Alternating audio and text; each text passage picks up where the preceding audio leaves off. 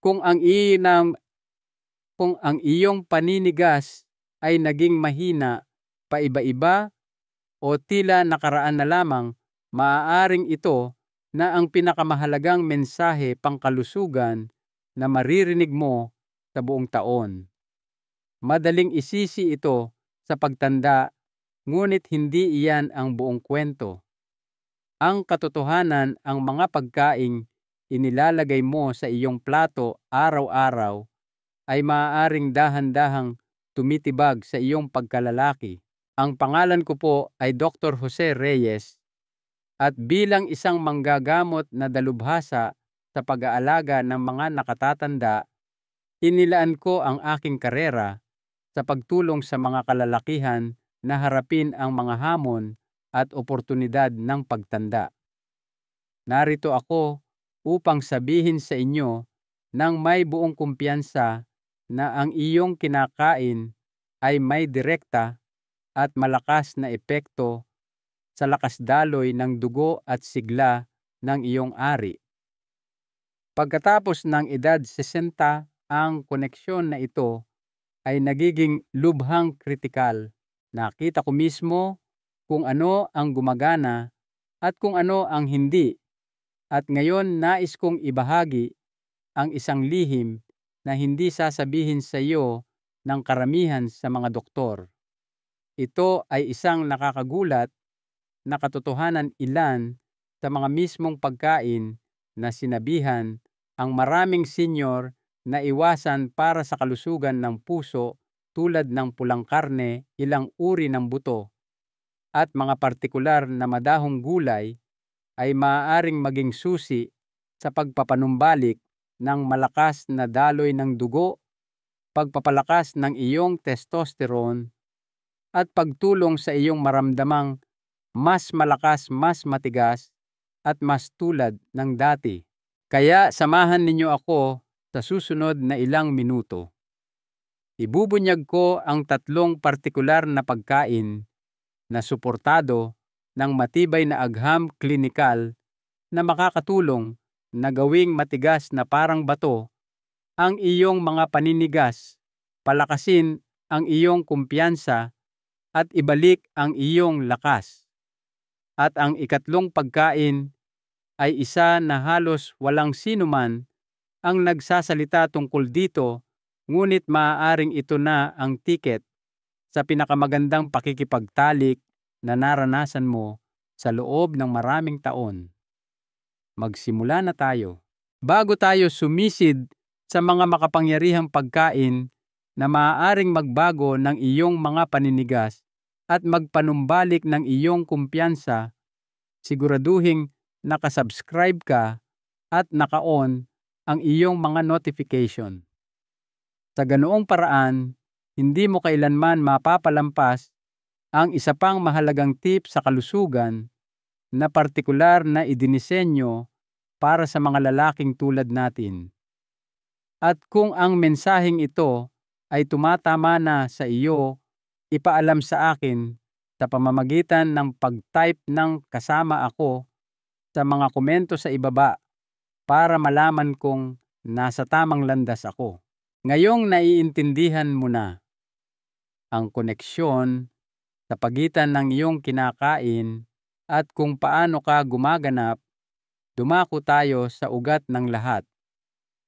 Dahil bago natin pag-usapan ang testosterone, mga suplemento o kahit na pagnanasa, kailangan nating pag-usapan ang isang bagay na hindi mangyayari ang anumang paninigas kung wala ito, ang daloy ng dugo. Kapag naintindihan mo kung paano ito gumagana, makikita mo ng eksakto kung bakit nagbago ang iyong pagganap at higit sa lahat kung paano ito maibabalik. Magsimula tayo dyan. 1. Bakit daloy ng dugo? Ang lahat para sa iyong mga paninigas. Kapag nakikipag-usap ako sa mga kalalakihan sa kanilang 60s at 70s na nahihirapan sa mahinang paninigas o kahit na tuluyang pagkawala ng kakayahan, Ang unang bagay na tinatanong ko ay hindi tungkol sa testosterone stress o mga gamot. Ito ay tungkol sa daloy ng dugo. Narito ang katotohanang hindi naririnig ng karamihan sa mga lalaki. Ang paninigas ay una sa lahat isang kaganapan ng daloy ng dugo. Hindi lang ito tungkol sa pagnanasa o stimulasyon. Ito ay tungkol sa kung kaya ng iyong mga ugat na maghatid ng sapat na dugo sa ari ng mabilis at sa sapat na dami upang lumikha at mapanatili ang isang matigas na paninigas. Ang buong prosesong iyon ay nakasalalay sa malusog na babaluktot at hindi baradong mga daluyan ng dugo. Ngayon, narito ang mahirap na bahagi. Sa panahon na ang maraming lalaki ay umabot sa kanilang 60s, ang kanilang mga ugat ay tahimik na inaatake sa loob ng mga dekada. Ang mga taon ng pagkain ng mga processed food, asukal, kawalan ng aktibidad at stress ay nag-iipon. Ang plaka ay nagsisimulang mamuo sa loob ng mga ugat na nagpapakipot sa daanan at nagbabawas sa mahalagang daloy na iyon. Sa una, maaaring mapansin mo lang ang bahagyang pagbawas sa tigas. Pagkatapos nagiging mas mahirap na manatiling matigas. Sa kalaunan, hindi na lang talaga kaya ng iyong katawan. Madaling sisihin ang edad, ngunit hindi ko mabilang kung gaano karaming lalaki ang nakita kong nabago ang kanilang kalagayan sa pamamagitan lamang ng pagtuon sa kanilang kalusugan sa mga ugat. Naaalala ko ang isang pasyente, si Juan, isang 27 anyos na retiradong guro. Sinabi niya sa akin, "Dok, akala ko tapos na ang sex life ko. Akala ko ganito lang talaga ang nangyayari sa mga matatandang lalaki. Ngunit pagkatapos baguhin ang ilang gawi lamang, lalo na ang kanyang kinakain, naibalik niya ang akala niyang nawala na magpakailanman. Bumalik ang kanyang mga paninigas na mas malakas, bumuti ang kanyang lakas, at higit sa lahat, bumalik ang kanyang kumpiyansa. Yan ang kapangyarihan ng malusog na sirkulasyon. Nagbibigay ito sa iyo ng buhay, hindi lamang sa iyong puso, kundi pati na rin sa iyong silid tulugan. Kaya bago tayo umabot sa mga tableta o paggamot, kailangan nating ayusin ang ugat ng problema. At ang magandang balita ay maaari mong suportahan ang daloy ng dugo ng natural gamit ang mga tamang pagkain. Sa katunayan, ang pinakaunang pagkain na inirerekomenda ko para sa pagpapanumbalik ng malusog na daloy ng dugo at pagsuporta sa testosterone ay maaaring magulat ka dahil ito ay isang bagay na malamang na sinabihan kang iwasan sa loob ng maraming taon.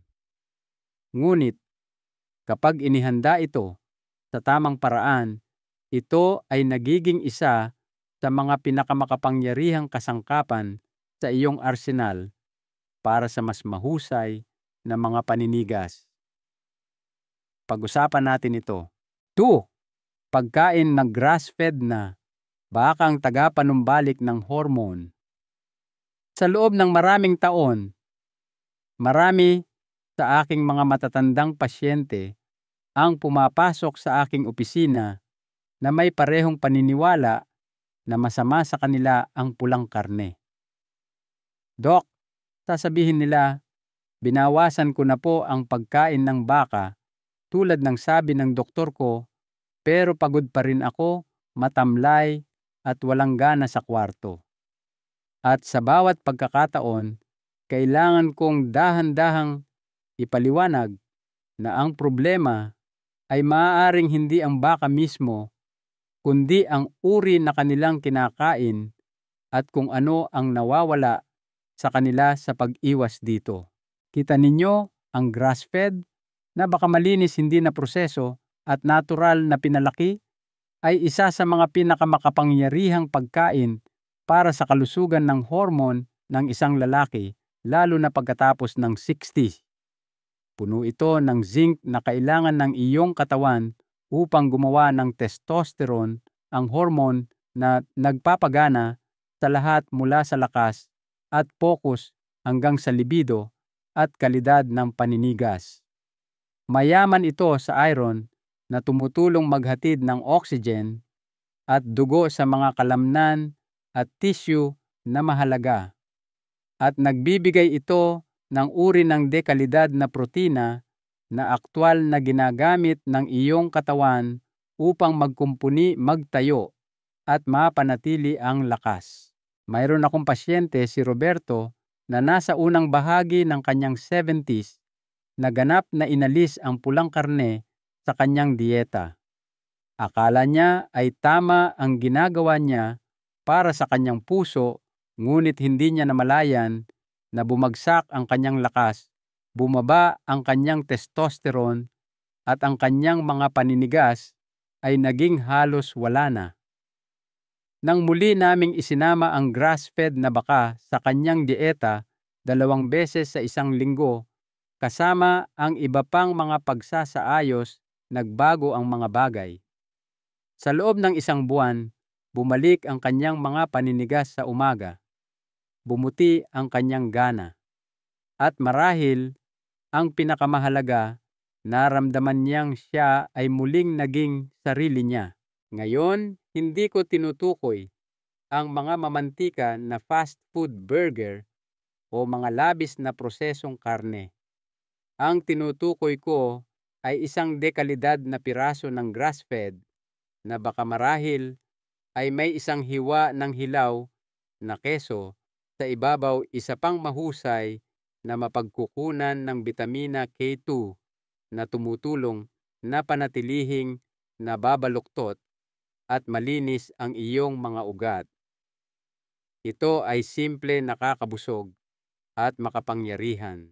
Ngunit ang baka ay isang bahagi lamang ng larawan.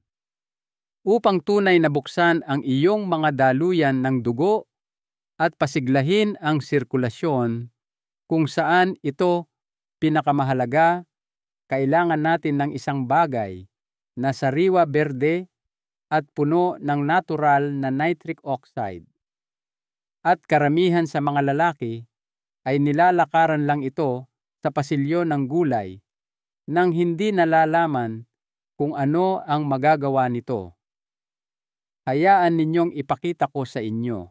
Kung kasama pa rin kita at ang mga pananaw na ito ay tumatatak sa iyo, mag-iwan ng komento sa ibaba upang ipaalam sa akin na narito ka at sineseryoso mo ito. Ngayon, magpatuloy tayo at alamin ang pangalawang pagkain na maaaring makatulong na maibalik ang iyong lakas at pagganap. 3. Pagkain number 2, arugula, ang dahon para sa daloy ng dugo. Pagdating sa mga madahong gulay, karamihan sa mga lalaki ay nag-iisip ng spinach o kale.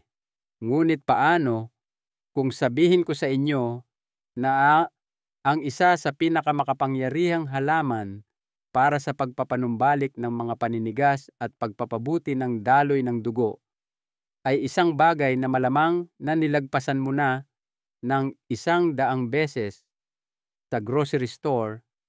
Ito ay tinatawag na arugula. Magaan, medyo maanghang at madalas na hindi napapansin. Ang hamak na dahon na ito ang gusto kong tawaging pampalakas ng daloy ng dugo ng kalikasan. Maaaring hindi ito mukhang marami, ngunit sa loob ng bawat kagat ay isang lihim na sandata, mga natural na nitrates. Ngayon, huwag ninyong ikalito ang mga ito sa mga artipisyal na nitrates na matatagpuan sa mga prosesong karne. Ang mga nitrates sa arugula ay mula sa halaman at malinis. Kapag kumain ka ng arugula, ginagawa ng iyong katawan ang mga nitrates na iyon na nitric oxide, isang molekula na tumutulong na mag-relax at magbukas ng iyong mga daluyan ng dugo na nagpapahintulot sa mas maraming dugo na dumaloy sa kanila. At tulad ng alam mo na ngayon, ang mas mahusay na daloy ng dugo ay nangangahulugang mas mahusay na mga paninigas. Iyon ang ubod nito. Walang daloy ng dugo, walang paninigas. Ganoon kasimple at kaseryoso iyon. Naaalala ko ang isang pasyente si Ben, isang retiradong veterano ng Navy sa kanyang huling bahagi ng 60s. Sinabi niya sa akin na wala na siyang paninigas sa umaga sa loob ng maraming taon at nagsisimula na siyang makaramdam na ang bahaging iyon ng kanyang buhay ay wala na. Hindi kami nagsimula sa mga reseta. Nagsimula kami sa pagkain. Hiniling ko sa kanya na magdagdag lamang ng 1 tasa ng arugula sa kanyang tanghalian araw-araw. Walang magarbong sariwang arugula lang na may langis ng oliba at lemon. Pagkatapos ng 2 linggo, nag-email siya sa akin tumatawa. Sabi niya, "Doc, sa tingin ko, mas gulat pa ang asawa ko kaysa sa akin. Madaling idagdag ang arugula sa iyong mga pagkain, ngunit ang mga epekto nito ay malalim, nagpaparelax sa iyong mga daluyan ng dugo, nagpapabuti sa sirkulasyon at sumusuporta sa iyong puso at sa iyong silid tulugan ng sabay. Ito ay mabilis na gumagana, natural na gumagana, at gumagana ng walang mga epekto. Ngunit ang pagpapalakas ng daloy ng dugo ay kalahati lamang ng equation. Upang ganap na suportahan ang iyong mga paninigas, kailangan din ng iyong katawan ang tamang mga mineral, lalo na habang ikaw ay nagkakaedad. At diyan pumapasok ang isang maliit na pagkain, madalas na nakakalimutan at bihirang talakayin, na maaaring gumawa ng malaking pagkakaiba sa kung paano mo nararamdaman at gumaganap. Pag-usapan natin ito sa susunod. 4. Pagkain number 3, buto ng kalabasa. Ang imbakan ng mineral. Minsan ang mga pinakamakapangyarihang bagay ay dumarating sa pinakamaliliit na pakete. Ganyan mismo ang nararamdaman ko tungkol sa mga buto ng kalabasa. Madalas itong itinatapon, nakakalimutan, pagkatapos ng Halloween o naiiwan sa likod ng pantry. Ngunit para sa mga matatandang lalaki, lalo na sa mga nakakaranas ng mababang enerhiya, mahinang paninigas o talamak na pagkapagod, ang maliliit na butong ito ay maaaring maging isang game changer. Ang mga buto ng kalabasa ay ang tinatawag kong imbakan ng mineral ng kalikasan. Sa loob ng bawat isa ay isang perpektong balanse ng mga sustansya na sumusuporta hindi lamang sa iyong kalusugang sexual, kundi sa iyong pangkalahatang sigla. Lalo silang mayaman sa magnesium, isa sa mga pinakakaraniwang kakulangan na nakikita ko sa mga lalaking higit sa 60.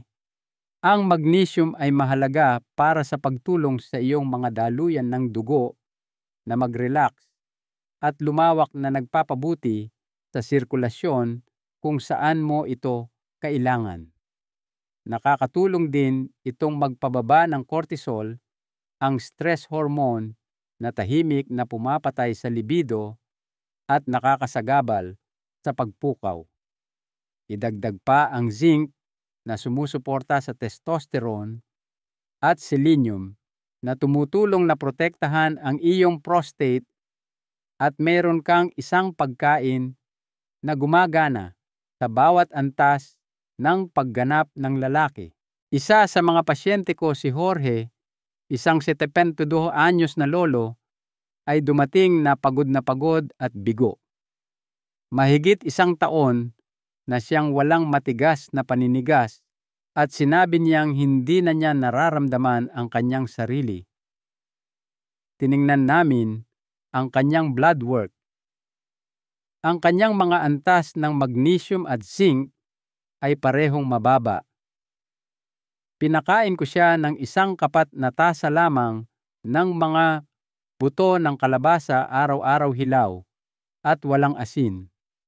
Idinagdag niya ito sa kanyang oatmeal sa umaga o minsan ay kumukuha lang ng 1 dakok bilang merienda. 4 na linggo, pagkatapos pumasok siya sa aking opisina na may ngiti na hindi ko pa nakikita noon. "Doc," sabi niya, "sa tingin ko nagbabalik na ako." Iyan ang kapangyarihan ng mga mineral kapag naihatid sa tamang paraan sa pamamagitan ng totoong pagkain, hindi lamang mga tableta. Ang mga buto ng kalabasa ay simple abot kaya at napakabisa. At kapag isinama sa mga pagkain tulad ng grass-fed na baka at arugula, nakakatulong silang lumikha ng perpektong panloob na kapaligiran para sa mas malakas at mas pare-parehong mga paninigas. Ngunit mayroon pa ring isang nawawalang piraso sa palaisipang ito. Isang sustansya na hindi nagmumula sa iyong plato kundi mula sa kalangitan. At kung mababa ka dito, walang dami ng malusog na pagkain ang maaaring sapat. Tingnan natin ito ng mas malapitan. Kung nanonood ka pa rin at nakikita mong mahalaga ang impormasyong ito, magkomento ng "tuloy lang po" sa ibaba upang ipaalam sa akin na sumusubaybay ka. Ngayon, dumako na tayo sa punto bilang 5. Ito ay isang simple ngunit makapangyarihang sustansya na hindi napapansin ng karamihan sa mga lalaki at maaaring ito na ang susi sa pag-unlock sa lahat ng napag-usapan natin sa ngayon. 5. Bonus na tip: vitamin D3, ang hormone ng paninigas.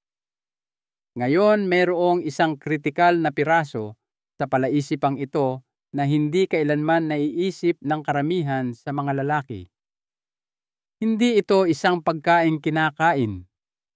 Hindi ito isang bagay na makikita mo sa iyong lalagyan ng pampalasa o sa iyong plato sa hapunan. Ito ay isang sustansya na ginagawa ng iyong katawan mula sa araw. At kung wala ito, kahit ang pinakamahuhusay na pagkain sa mundo ay hindi ganap na magagawa ang kanilang trabaho. Ang tinutukoy ko ay ang vitamin D3 na madalas kong tawaging hormone ng paninigas. Ang vitamin D3 ay gumaganap ng isang mahalagang papel sa paggawa ng testosterone at sa malusog na paggana ng iyong mga daluyan ng dugo. Binabawasan nito ang pamamaga, tumutulong na i-regulate ang presyon ng dugo at pinapalakas pa ang nitric oxide, ang mismong molekula na nagpapahintulot sa iyong mga daluyan ng dugo na bumukas at hayaang malayang dumaloy ang dugo sa iyong ari. Ngunit sa kabila ng kung gaano ito kahalaga, maraming matatandang lalaki ang mapanganib na mababa sa vitamin D at walang ideya. Habang tayo ay nagkakaedad, mas madalas tayong gumugugol ng oras sa loob ng bahay. Ang ating balat ay nagiging hindi gaanong mahusay sa pag-convert ng sikat ng araw at bago natin malaman, gumagana na tayo sa kalahati ng kapasidad nang hindi man lang namamalayan kung bakit. Isa sa aking matagal ng pasyente, si Tomas, isang 75 anyos na byudo, ay sinusubukan ang lahat upang mapabuti ang kanyang sexual na paggana. Mas mahusay na siyang kumain, naglalakad araw-araw, at gumagamit pa ng mga herbal na suplemento, ngunit tila walang gumagana. Nang suriin ko ang kanyang mga antas ng vitamin D, ito ay nakababahalang mababa. Nagdagdag kami ng pang-araw-araw na dosis na 5,000 IU ng vitamin D3 at sa loob ng ilang linggo, sinabi niya sa akin na may nagbago. Naramdaman niyang mas malinaw ang isip, mas masigla, at ang kanyang mga paninigas sa gabi, isang bagay na akala niya ay matagal nang nawala, ay bumalik. Ito ay isang paalala kung gaano kalakas ang isang sustansyang ito. Ngayon, palagi kong inirerekomenda ang pagkuha ng piminse hanggang 20 minuto ng direktang sikat ng araw, bawat araw, kung posible, ngunit para sa maraming matatandang lalaki, lalo na sa mga mas malamig na buwan, ang isang dekalidad na suplemento ay isang simple at epektibong paraan upang punan ang puwang. Isa ito sa mga pinakamadaling hakbang na maaari mong gawin upang suportahan hindi lamang ang iyong kalusugang sexual, kundi pati na rin ang iyong immune system, ang iyong lakas, at ang iyong pangkalahatang sigla. Kaya ngayon, narinig mo na ang tungkol sa mga pagkain at sustansya na maaaring magbago ng iyong mga paninigas mula sa loob palabas. Ngunit paano mo pagsasama-samahin ang lahat ng ito sa isang simple at epektibong meal plan? Hayaan ninyong ipakita ko sa inyo kung ano mismo ang hitsura niyan. 6. Pagsasama-sama ng lahat ang iyong pagkain para sa kalusugan ng paninigas. Ngayong natutunan mo na ang tungkol sa mga pangunahing pagkain at sustansya na sumusuporta sa malakas at malusog na mga paninigas, ang tanong ay paano mo pagsasama-samahin ang mga ito sa isang simple at napapanatiling paraan. Nakatrabaho ko na ang hindi mabilang na mga lalaki sa paglipas ng mga taon at ang mga nakakakita ng pinakamalaking pagbabago ay hindi ang mga gumagawa ng marahas at biglaang pagbabago. Sila ang mga bumubuo ng pagiging pare-pareho sa paligid lamang ng ilang makapangyarihang gawi, at nagsisimula ang lahat sa isang pagkain. Isipin ito isang plato na may 1 hanggang 8 onsa na bahagi ng grass-fed na baka dahan-dahang niluto, hindi sobra upang mapreserba ang mga mahahalagang sustansya. Magdagdag ng isang hiwa ng hilaw na keso sa ibabaw na nagdaragdag ng tulong ng bitamina K2 upang mapanatiling malinis at nababaluktot ang iyong mga ugat. Sa gilid, gumawa ng isang sariwang salad gamit ang arugula bilang iyong base. Wisikan ito ng kaunting langis ng oliba at isang pisil ng sariwang katas ng lemon. Kung gusto mo magdagdag ng isang kurot ng bawang o ilang tinadtad na walnuts para sa dagdag na suporta sa kalusugan ng puso. At huwag kalimutan ang isang maliit na dakok ng mga buto ng kalabasa hilaw, walang asin, at puno ng magnesium at zinc. Ang simpleng kombinasyong ito ay nagbibigay sa iyong katawan ng protina, mineral, malusog na taba, at mga nitrate na mula sa halaman na kailangan nito upang maibalik ang daloy ng dugo at balanse ng hormone ng natural. May mga lalaking nagsabi sa akin na pagkatapos lamang ng ilang linggo ng pagkain sa ganitong paraan, 2 o 3 beses sa isang linggo, hindi lamang sila nakakita ng mga pagpapabuti sa kanilang mga paninigas, kundi naramdaman din na mas masigla, mas alerto, at mas buhay sa bawat bahagi ng kanilang buhay. Hindi ito tungkol sa pagdidiyeta. Ito ay tungkol sa nutrisyon, pagpapakain sa iyong katawan ng kung ano ang matagal na nitong hinahanap-hanap. At kapag isinama mo ang pagkaing iyon sa araw-araw na sikat ng araw o isang dekalidad na suplemento ng vitamin D3, binibigyan mo ang iyong sarili ng bawat posibleng kalamangan upang gumanap, maramdaman at mabuhay tulad ng lalaking gusto mong maging. Ngunit kahit na sa lahat ng makapangyarihang kaalamang ito, mayroon pa akong isang huling bagay na nais kong iwan sa inyo. Isang pagbabago sa pag-iisip na maaaring muling pag-alabin ang iyong kumpiyansa at muling hubugin kung paano mo tinitingnan ang pagtanda, intimasya at pagkalalaki mismo. Pag-usapan natin iyan sa huling mensahe. Konklusyon at isang aral sa buhay. Mula sa inyong doktor, kung may isang mensahe na sana ay makuha ninyo mula sa ating usapan ngayon, ito po iyon.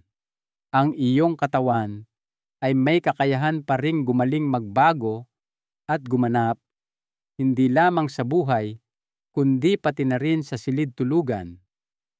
Ginugol ko ang aking karera sa pagtatrabaho sa mga kalalakihan sa kanilang 60s, 70s at maging sa 80s, at masasabi ko sa inyo ng may lubos na katiyakan, hindi nangangahulugang katapusan na ng iyong sigla ang edad. Kailangan mo lamang bigyan ang iyong katawan ng tamang mga kasangkapan.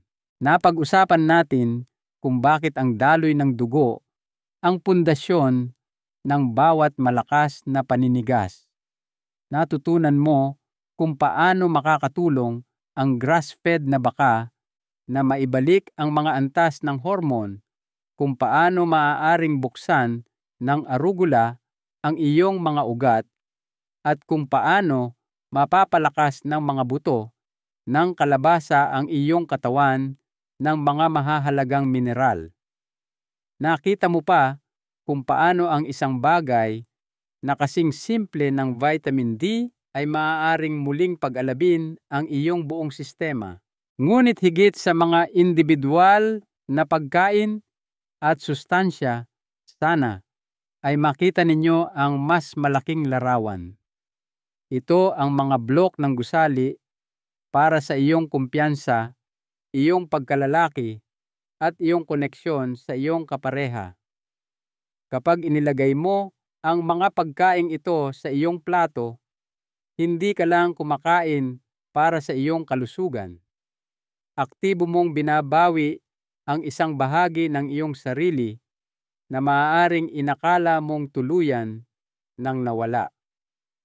Nasaksihan ko ang mga lalaki na mula sa pakiramdam na bigo at talunan ay naging masigla at buhay muli sa pamamagitan lamang ng paggawa ng mga maliliit na pagbabagong ito. Kung kaya nila, kaya mo rin. Kaya narito ang mahalagang aral sa buhay na nais kong iwan sa inyo. Ito na ang inyong ikalawang kasibulan.